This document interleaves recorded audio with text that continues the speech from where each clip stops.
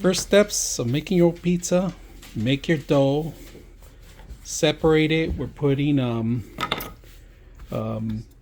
plastic saran wrap on every dividing the pizzas though, so you can have multiple pizzas ready to go.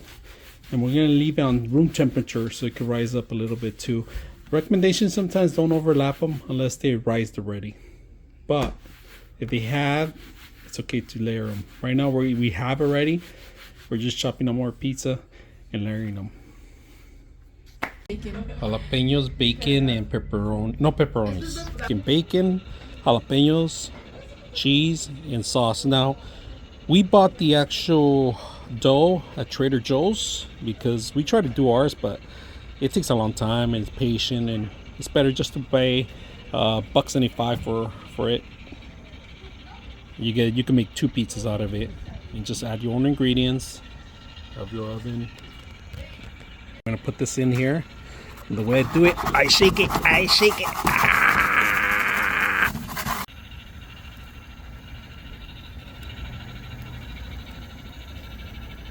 Here's the final result. Came out really good.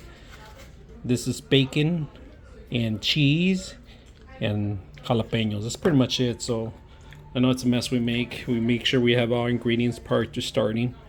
But once we get it going, you can make homemade pizzas. We're just doing the pepperoni and bacon on this one. What a mess. I'm gonna try to do this with one hand, taking it out to show you why is it worth making your own pizza, right? So straight out of the oven, I put one corner in and start bringing it slowly out. Slowly, and let the spinning, because I got a spinning wheel. There you go. Look at that. Woo-hoo-hoo. That's beautiful. Bacon, pepperoni, mushrooms, the works. So we're gonna start cleaning it up. Off the plate. Hold on. Let me put you guys down.